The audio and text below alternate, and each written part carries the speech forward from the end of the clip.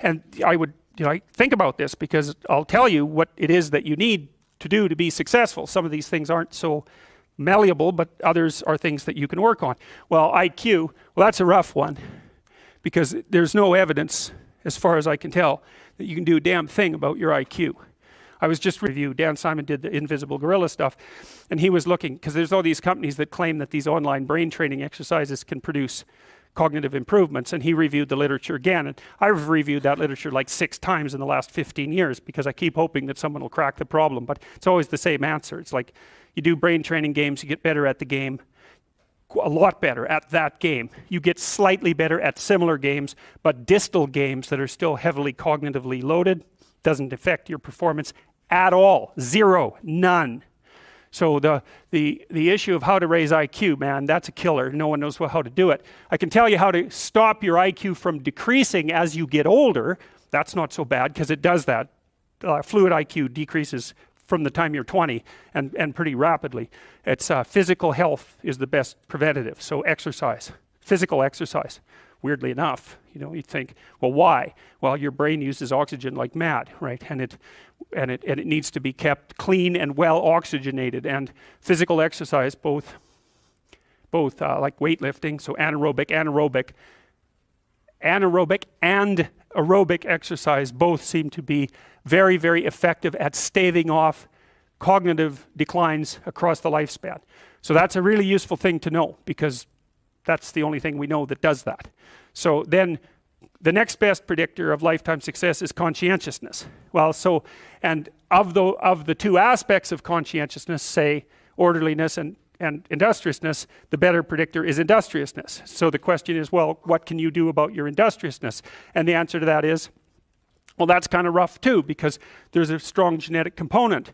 But you can work on micro habits with regards to your conscientiousness. And I think the best micro habits, this is partly to do with this future authoring program processes, I think the best thing you can do with regards to your conscientiousness is to set up some aims for yourself, goals that you actually value.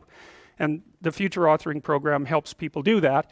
And basically, it does a situational analysis it helps you do a situational analysis of your life more than a psychological analysis, I would say. And so the questions are something like, well, all right, you're going to have to put some effort into your life.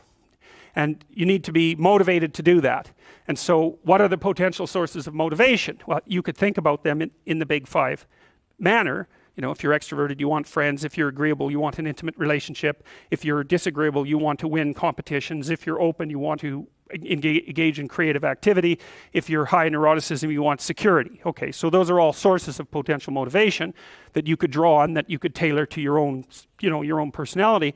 But then there are dimensions that you want to consider your life across. And so we ask people about, well, if you could have your life the way you wanted it in 3 to 5 years, if you were taking care of yourself properly, what would you want from your friendships? What would you want from your intimate relationship? How would you like to structure your family? What do you want for your career? Well, how are you going to use your time outside of your job? And how are you going to regulate your mental and physical health, and maybe also your drug and alcohol use? Because that's a good place to auger down, because alcoholism, for example, wipes out, 5 to 10% of people. So you want to keep that under control. And then so maybe you develop a vision of what you would like your life to be, and that associates the goal. Well, once the goal is established, and then you break down the goal into micro processes that you can implement, the micro processes become rewarding in proportion, in relation to their causal association with the goal, and that tangles in your incentive reward system. We talked about the dopaminergic incentive reward system, and that's the thing that keeps you moving forward. And the way it works is that it works better if it produces positive emotion when it can see you moving towards a valued goal. Okay, well, what's the implication of that? Better have a valued goal, because otherwise you can't get any positive motivation working out. And so the more valuable the goal, in principle, the more the micro processes associated with that goal start to take on a positive charge. And so what that means is, well, you get up in the morning and you're excited about the day. You're ready to go. And so as far as I can tell, what you do is you specify your long-term ideal. Maybe you also specify a place you want to stay the hell away from, so that you're terrified to fail as well as excited about succeeding, because that's also useful. You specify your goal, You do that in some sense as a unique individual. You want to specify goals that make you say, oh, if that could happen as a consequence of my efforts, it would clearly be worthwhile. Because the question always is, why do something? Because doing nothing is easy. You just sit there and you don't do anything. That's real easy. The question is, why would you ever do anything?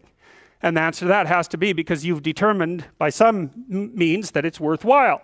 And then the next question might be, well, where should you look for worthwhile things? And one would be, well, you could consult your own temperament. And the other would be, well, you kind of look at what it is that people accrue that's valuable across the lifespan. So you do a structural analysis of the subcomponents of human existence, and I already did that. You need a family, you need friends. Like, you don't need to have all these things, but you better have most of them. Family, friends, career, educational goals, plans for, time outside of work, attention to your mental and physical health, etc. That's what life is about. And if you don't have any of those things, well, then all you've got left is misery and suffering. So that's a bad deal for you. So once you set up that goal structure, let's say, and that's really in many ways that's what you should be doing at university. That's exactly what you should be doing, is trying to figure out who it is that you're trying to be, right? And you aim at that, and then you use everything you learn as a means of building that person that you want to be. And I really mean want to be. I don't mean should be, even those things are going to overlap. And it's important to distinguish between those, because that's partly, and this is back down to the micro-routine analysis. So as I was saying, well, you're going to try to make yourself more industrious. Okay, number one, specify your damn goals, because how are you going to hit something if you don't know what it is? That isn't going to happen. And often people won't specify their goals too, because they don't like to specify conditions for failure. So if you keep yourself all vague and foggy, which is real easy, because that's just a matter of not doing as well, then you don't know when you fail. And people might say, well, I really don't want to know when I fail because that's painful. So I'll keep myself blind about when I fail. That's fine, except you'll fail all the time then. You just won't know it until you've failed so badly that you're done. And that can easily happen by the time you're 40. So I would recommend that you don't let that happen. So that's willful blindness, right? You could have known, but you chose not to. Okay, so once you get your goal structure set up, you think, okay, if I could have this life, it looks like that might be worth living, despite the fact that it's going to be, anxiety provoking and threatening, and there's going to be some suffering and loss involved and all of that. Obviously, the goal is to have a vision for your life such that, all things considered, that justifies your effort. Okay, so then what do? Well, then you turn down to the micro routines. It's like, okay, well, this is what I'm aiming for. How does that instantiate itself day to day, week to week, month to month?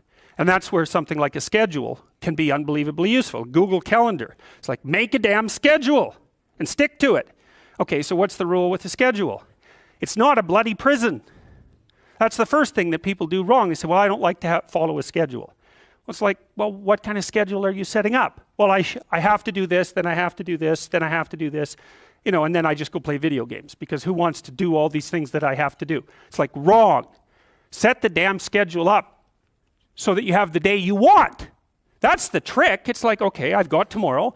If I was going to set it up so it was the best possible day I could have, practically speaking, what would it look like? Well, then you schedule that. And obviously there's a bit of responsibility that's going to go along with that, because if you have any sense, one of the things that you're going to insist upon is that at the end of the day, you're not in worse shape than you were than at the beginning of the day, right? Because that's a stupid day.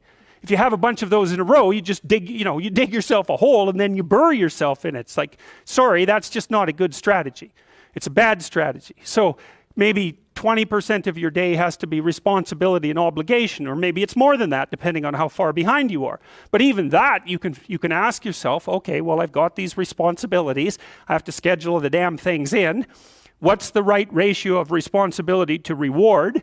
And you can ask yourself that, just like you'd negotiate with someone who is working for you. It's like, okay, you got to work tomorrow. Okay, so I want you to work tomorrow. And you might say, okay, well, what are you going to do for me that makes it likely that I'll work for you? Well, you could ask yourself that, So maybe you do an hour of responsibility and then you play a video game for 15 minutes. I don't know, whatever turns your crank, man. But, you have to negotiate with yourself and not tyrannize yourself. like you're negotiating with someone that you care for, that you would like to be productive and have a good life. And that's how you make the schedule. It's like, and then you look at the day and you think, well, if I had that day, that'd be good. Great. You know, and you're useless and horrible, so you'll probably only hit it with about 70% accuracy, but that beats the hell out of 0. Right? And if you hit it even with 50% accuracy, another rule is, well, aim for 51% the next week, or 50.5% for God's sake, or because you're going to hit that position where things start to loop back positively and spiral you upward.